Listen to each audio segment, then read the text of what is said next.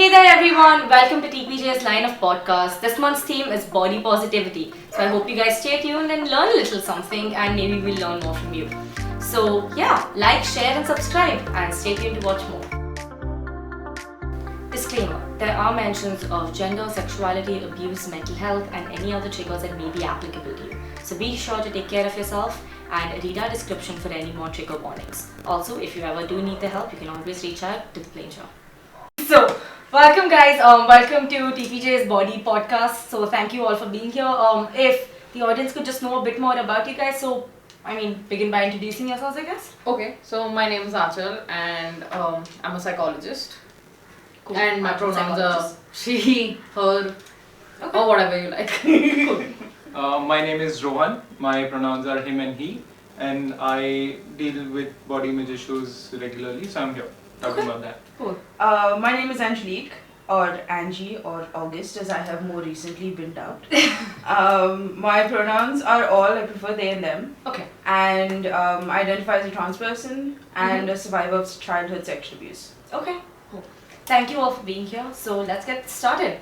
So something that we were talking about right outside before you guys came in was the effect like gender and sexuality has had on perceiving your body image as a whole. Like, would you like to expand on that and tell us more? Yeah, like a lot. But like, can I take like a minute? Yeah, go ahead. And tell you the difference Yeah, between go ahead. like gender, sexuality and sex, because that's something that is mushed up and mostly people say that this is equal to this.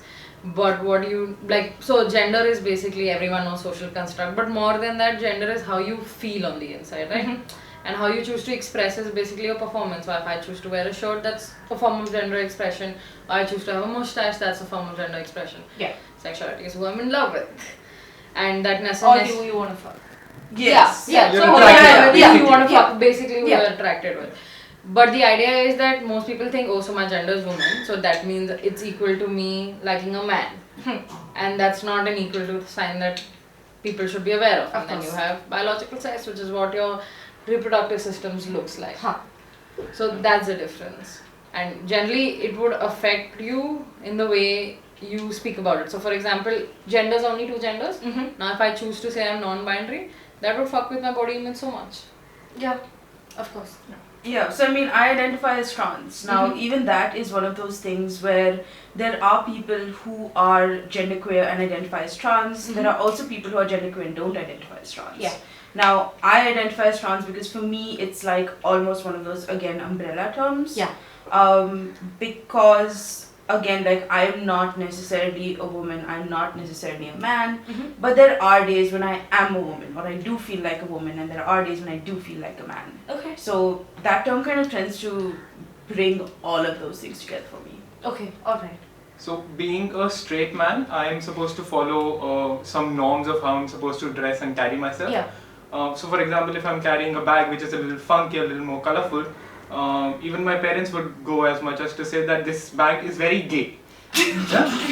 I've heard that too. Yeah, so I don't know. So people want you to follow certain norms of how you carry yourself Yeah. in the society, which in their head comes with how a certain gender and people with certain sexuality carry themselves. Yeah. Okay. So like on a personal level, like how has this affected you guys? Like if I talk about like we explored like non-binary, gender versus sex, all of that. But also it does come with a point of like dysphoria, like gender dysphoria to some degree. So if you could just allude on that a bit more. So like when I was a kid, I wish that I would not have like a chest. And then I would disappear, like I wouldn't grow boobs and they would disappear because I felt that that's more comfortable, or like Yeah. it tends to be more strong, and then I tried everything to get rid of that, but clearly that did not happen. What do you mean tried everything to get rid of? As in terms of, I would just wear looser shirts, I Yeah. would postpone wearing a bra for a certain amount of time, I would not like the padded bras definitely. Yeah. Because But it's yeah, So recently there was something that came up that said if you drink more coffee, like your boobs get smaller. Doesn't work. yeah. It doesn't work. So, but then I got out of it. And I mean got out of it as in it stopped being dysphoric to me. And for certain times people don't stop getting Yeah. dysphoric. I was lucky enough or it played out in certain way that I stopped being dysphoric. So I know friends of mine who've been dysphoric about their bodies for years. Yeah, I mean, I'd be one of those people. So, I mean, I hit puberty almost at about, I think, 9. Like, I had my period Wow. by the time I was 9.5. Wow. Yeah. And so, like, all of that breasted, menstruating, glory crap, it was horrible. It was really bad. It's gotten a lot less over the years because I've been able to manage it by, like, learning how to bind, for example, with sports bras and things like that. But it is something that I still struggle with quite often even now.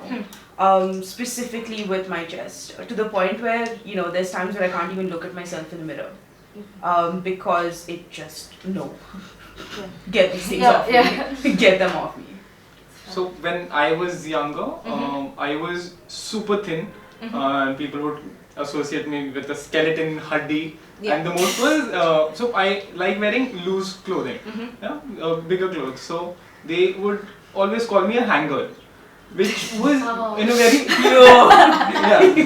in a very playful way, but they didn't realize what it did to my head. So I constantly overate to probably gain more weight. Metabolism didn't do me good there. Can I have some of that, please? And I constantly ate more and more and became a lot more unhealthy to look healthy. So it was more of like a persona that you had to put on about your own body. Exactly. Relatable. Why do you say? Yeah. What do you mean by Relatable because even for me, I mean, when I was much younger, I was super skinny because I used to play sport a lot. Yeah. So I was on my school basketball team. We were ripped. Like I had a freaking 6-pack. It was gorgeous. It was beautiful, and I miss it so much. But at the same time, all of my friends would all be eating like sports people, and so I also would eat like a sports person when I was around them. But the moment I was on my own, if I was eating at home, I'd be like, no, I'm gonna get fat. I mean, well, it happened anyways, but like still. Yeah, so this makes me think about this idea of how a girl doesn't supposed to have muscles and how a man is supposed to have muscles. Exactly. So something that generally helped me with like loving myself more was the idea that I was really, really strong. So I could basically pick both of you up in like 2 arms and be like, We hey. should do a demo. But that helps, and that makes me like my body. Watch out for bloopers. Yeah. Body strength is something that even I have struggled with because I am supposed to be really strong. I'm supposed to be Dwayne Johnson and bringing up. Yeah, exactly, the macho man. Yeah. Like your toxic masculinity I is like can't. flowing out through your kids. I can't. Look at me, I can't. I can't do more than 3 chairs at a time. So that's something I've struggled with because people have always, since I like to take care more. Bloopers. I like to take care of myself in terms of grooming myself and all of that. So I've always been more associated to being gay or being a woman. Yeah. So that is something that I have struggled with. Okay. I had the opposite, where like people would literally ask me like, Ange, why are you such a man? Yeah, actually I had a very interesting comment said to me when I was school. So I left school for a year in the middle and I came back and people said that when you left, the guys of our foyer seemed like guys because with you they seem so like effeminate because you're so masculine in comparison to everyone else. Hashtag goals. Hashtag goals. So even this thing of strength for me is a huge thing because for me, when I work out, when I'm fit, it means that I have power in my body. Yeah. And that makes me feel safer in my body because it means that like if I get attacked, I can defend myself. Yeah. So having that kind of a thing, especially as a survivor of childhood abuse, is really important. Yeah. Because feeling powerless and feeling helpless is a huge deal as an adult. Yeah. Even now, when I end up putting on weight and things like that, it's not so much the weight that freaks me out as much as it's this constant dialogue of like, oh, if someone were to attack you, you would not be able to run away. Or if someone were to attack you, you wouldn't be able to defend yourself, and everything would happen. So I actually have this opposite. So the weight always calmed me down in my life because I thought, arey, matlab someone wants to kidnap you, they won't will carry you. Again, goals. I need to get to I'm getting there. Like it's like a nirvana level and you're just like, I'm I'm just. You wanna give some to me? Guru. You can take one arm, you can take one leg. What's up? Listen, this is an actual thing. There's a quote that says, eat cake so that it's harder to kidnap you. Yeah, It does not work. Exception. But like generally, since we're talking about things that affect us and all, I've realized that me having short hair is such a problem, and I'm sure him having long hair is such a problem. Yeah. And like then there have to be these perfect things about people. So like just for example, how can like which women are more attractive? The ones with smaller boobs or the ones with bigger boobs? This specific length of everything. A body needs to be this specific kind, and it's not bigger boobs or smaller boobs. There has to be a certain size. Yes, and there should be certain shape. It has to be that perfect size, with a C cup, and then you look like a Victoria's Secret. Yes, and they have to be like like in the perfect place on your chest. They have to be So perky. They can't be in two different directions. Yeah, Okay. they can't be like Homer You can't be Simpson's born eyes. with two different opposite pointing boobs. Exactly. They can't be like Homer Simpson's eyes. How left out do you feel here? I struggle with penis sizes, so that's okay. Long, short, thick, thin. I don't know where people get all of this from. It's actually sad because I taught sex ed for a while, and one of the things is like after a point, the penis length does not even matter. Yeah, like there's there's like that sensation, matters. right? Like there's like about 3 inches of sensation that you have, and after that it's bullshit. So honestly, no Exactly. one cares. Yeah. But it's still That's like just a thing. this Yeah. masculine thing that you need to You have. are supposed to have. So so many of the Indian males are shamed for it because the average Indian penis size is less than obviously Africa. Yeah, but if she's orgasming, what do you care? And less than 5 inches. Yeah. No, but I agree. So even like in terms of like length of hair, right? Not just the hair on your head, but Body also hair. body hair, Yeah. right? True. So at least this is my experience. Even with men, like they can't have hair that's too long. Because that's unhygienic. Exactly. And then if it's too short, then you're considered feminine. Yeah. So with me as well, like people, I teach kids, right? I work with kids, and so most of the times when I've grown out my body hair and I've got like long leg hair or whatever, the kids get damn confused. There's a couple of times they go to me, Angie, I'm like, yes. Are you a ma'am or a sir? And I'm just like, yes. Are you a coach or a teacher? Yes. Go start 5 rounds. No, but 10 rounds? It's worse. I've And worked then in they a school and they've done this and they've come to me and said Bhaiya Didi, and then they've had a plan of one person calling me Bhaiya, one calling me Didi, Yeah. and what me will you responding respond to? still both to both. Yes. So they're going back even more confused. Yes. Then they ask, what do you identify? I'm like, farak kya padta hai? And they got like, their world shatters. I mean, the coaches. It's like gender. You don't want to bind.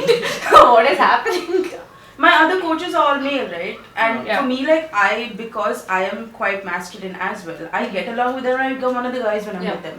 So they're like, go to Angie sir, oh, go to Angie miss, oh, go to Angie coach, go to Angie teacher. So then the kids get even more confused. Because it's not just me, it's everybody now who's calling me these things. So I struggle with the opposite of that. Which is- I waxed my arms. Uh-huh. I have to have a clean torso. Okay. I somehow am very psychotic about it. Okay. And so swimming, we are supposed to. Yeah, like just- swimmers usually like don't Yeah. have any body Body hair. hair, Like, yeah. it's Exactly. an But important thing. if you're not a professional swimmer and you do that, you are ashamed for it because men are supposed to have this some Kurasa. amount of It hair. has to be Yeah. like the sexy kind, like it Uh-huh, can't be yeah. too much, A like it light can't be jungle dusting. time. Yeah, it can't be like popping out of your shirt. because Yeah, that but it is has to too like be bad. the subtle Exactly. underline through your shirt, like you just have to know it's there. Yeah. Pretty much. But it's not. So I don't know why people are so obsessed about hair being or not being there. You're just comfortable with how you are, and And it's sad because like the trends have changed so much. Like I read this like one thing where like initially Yeah, the you had longer hair was sexier. longer hair was sexier, then the shorter hair became sexier, and then the like your hourglass figure becomes sexier, and then all of a sudden it's thin, and you live through all of it. It's like today it was straight line, tomorrow it is hourglass. What to do? we have one David Beckham. That's what we have to be. All of us, and it's impossible to replicate a Beckham gene. It's Yeah. given. Because you're always running behind a perfect body, but you don't know what Exactly. you have. What is a perfect body? So with my hair and with my size, I have had my bosses go on to tell me कि अगर तू लड़की होता We would hit on तू you. हाँ माल क्या होता. क्या क्या तू मॉडल माल होता होता. तू? And I'm like, that is, especially you're my boss, that is so wrong of you to say that. Objectification after imagining of what you potentially could be. मतलब my Yeah, रिश्तेदारी and all. like, that is like new level out there. New level. So, Yeah, so my hair, okay, my mom has been like after me to grow it out because like, oh, you're going to be in professional settings, so you need to, project a professional like outlook, image, vibe, whatever. I was like, okay. So I tried it. I grew it out. It was almost like a bob. Eventually, in about December, I was like, no, I'm done. So I came to a compromise, right? Well, this is long. Everything else is short. And it works. Like, she's happy, I'm happy. It works. It works. I feel like this like kind of brings the perfect close. I think you managed to find the perfect compromise of body and how to please both your parents and society. Yeah, because you have both of it right on your head. Exactly. Literally. Literally. So thank you all guys. This has been amazing and I really hope we can take this conversation forward. So thank you all for coming in. Thank I you. hope you like for Yay. staying in touch and catching up.